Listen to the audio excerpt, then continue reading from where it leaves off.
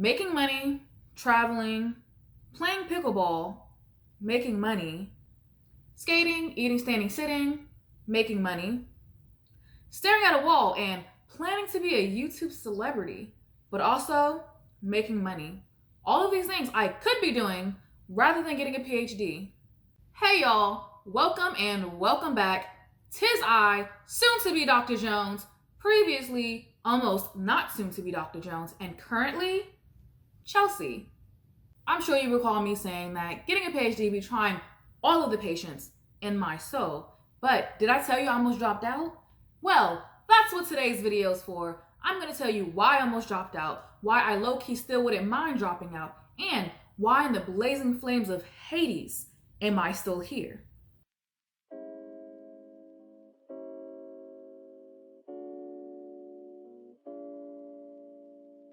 To better my options in case I still choose to drop out, please subscribe to my channel and share this video so that I can get some pity subscriptions. Thank you. I thought that pursuing a PhD would be a cool new experience with ups and downs, with people you can call your lifelong friends because you suffered together and made memories that you can tell stories about to your new PhD-induced coworkers. I was right about the downs, the suffering, and the stories. Also, the lifelong friends, but today, we're here to get pessimistic and melancholy.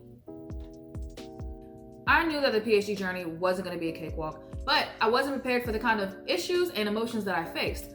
I know college is hard, I've done it before. I'm familiar with being a struggle muggle when it comes to tough classes, making ends meet, and personal and professional relationships. I also thought I knew how to manage my mental health through it all, but as I transitioned to my PhD program, I realized I wasn't built for these different types of issues I was confronted with. So the first time I thought of calling it quits was about 3 months into my program. I started in August and by October, I was ready to go. I thought I had tried the best that I could, but this just was not for me. Wait, I'm not talking about the academics. I wasn't doing sublime in my classes, but I'm a professional student who knows how to adapt. I'm speaking on the personal and professional interactions that I was faced with on a daily basis. As you know, I graduated from an illustrious HBCU, but did you know that I decided to spend another year there to take some grad classes? So I had a mall food court sample of what being a grad student would be like. I had lingering expectations for my PhD journey of being respected by my superiors, being viewed as a colleague by my peers, and not being tried by incompetent, mediocre ignoramuses. Ha! But who am I to have expectations? A fool, you see. Of course, I don't want you to think that I'm generalizing all of these accusations to everybody in my program, or that the entire time was horrendous and full of heinous experiences.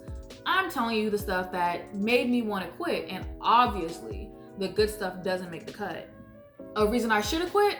I was the only Black woman. Have you ever experienced being around non-Black folk who've never been in close proximity to Black folk? I have, and that's not the problem here. The problem is that some of my superiors were obviously these type of people. When I say superior, I mean having some kind of direct power over me and can ruin my progress or reputation. And imagine them having prejudice for non-them demographics and taking action. Then boom, instant discrimination. I'm not going to go into detail about that specifically in this video because I'm going to make that another video on its own. But having to deal with that weekly and sometimes daily drains you emotionally, mentally, and spiritually. Sometime in that 3-month range, my car broke down. I hadn't been without a car since my first hoopty back in the day. So being without one had my anxiety at a boiling point. So I was dealing with discriminative superiors and a financial upheaval. Why not throw some acetone on the fire? I was starting to feel like the other in my program. The more interactions I had with other students, the more I realized how much I didn't belong. All the first years shared a windowless office with a sprinkle of second years. One day, I was in the office, minding my business, working in complete solitude, a rare occasion for this office, when one of the second years came in extremely distraught. Now, I'm not super close with this student, but I cared enough for them to want to help. So I did what any decent person would do. I asked them if they were okay. And that was my mistake. Mistake as in you can't help somebody else if you can't help yourself. So this student lashed out on me. Like all the emotions they were feeling came out disguised as the words, "Does it look like I'm okay?" Now, you may be thinking, "Girl, you should have just minded your business. Why is this even important enough for you to tell us? You should have snapped back. You were just trying to be nice." If you weren't thinking these things, I have been since it happened years ago. Well, I'm not the type of person to see somebody in distress and do nothing about it. And I didn't snap back because they were obviously going through something. They needed kindness, not hostility. So now, why mention it in a video about why I wanted to drop out? Please recall me saying that I felt like I didn't belong. This instance was a reminder of that. I felt like this student lashing out at me was a physical manifestation confirming that belief. Their "Does it look like I'm okay?" translated to, "Why are you here?" Do not misunderstand. This student was a person who I received nothing but respect and kindness from, which is why I never brought this up to them again, nor have I told anybody else about this.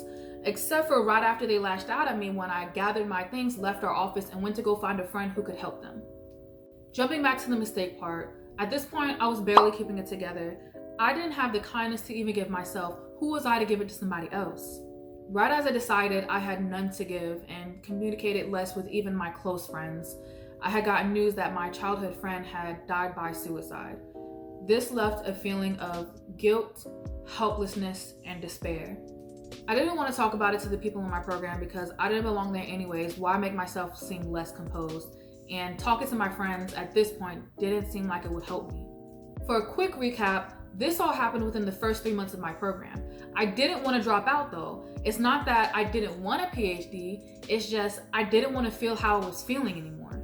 I thought that going to a campus therapist would help alleviate some of these emotions that I'm feeling, but you guessed it, it didn't. I couldn't find somebody that looked like me, and so once again, I was feeling like I didn't belong here and that my issues were mine to deal with alone. Before I forget, I also didn't have any health insurance, and I had been suffering from acute lower back pain too, so I couldn't afford a therapist or a chiropractor. Broke emotions and a broke back. Maybe you should have quit, or at least taken a break. That would have made sense and been absolutely appropriate. Unfortunately, I have a toxic relationship with seeing it to the end and not giving up, even if it's unhealthy to continue. So the more appropriate question for me is, what made you feel better about staying? Ooh, juicy. I stayed because I really wanted a PhD. But that doesn't heal much, does it? Well, there's this conference. It's held every year around Halloween weekend, and for my fellowship, it was mandatory that I go for my first 3 years. I didn't think much of it. Honestly, I thought it would have been a nice last conference to go to before I dropped out. Turns out it was the largest conference of minorities pursuing their PhDs. Weird, right? Right at my breaking point, I'm summoned to a conference like this with other people who are having some of the same experiences that I've been having, and PhDs that look like me to tell the tale of making it to the other side. Who is responsible for this? Going to sessions about coping with being the only and finishing as a minority, but to deal the final blow to my thoughts of dropping out, how dare they put on a formal dinner showcasing their most recent grads walking across the stage in a graduation regalia. Like, did you not think that I would romanticize this and yearn to be up there one day? I am shooketh on how they could devisively plan something so elaborate just to keep me from dropping out. 3 days. It took 3 days for me to feel the most healed and whole than I had felt in 3 months. I'm disgusted. How dare they? If you're wondering, the conference is called the Institute on Teaching and Mentoring, and I'll link the website below.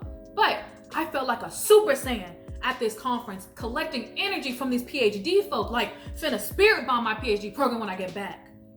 Nerd. In conclusion, I didn't drop out. The conference put me in a better place, and after finally finishing my first semester, I had a better perspective and less expectations when approaching my second semester. Every semester after that, I learned a little bit more and planned a little bit better. However, this definitely was not the only time I seriously considered leaving my program. I'll make another video about the other times I thought about it. What are some things that you're nervous about going into a new program, and how were you able to cope? I do want to say that going to this conference was not a sub for therapy, but it was therapeutic all the same. Thank you for watching. If you like this video, then like it below. Make sure you subscribe, and I'll catch you on the flip side.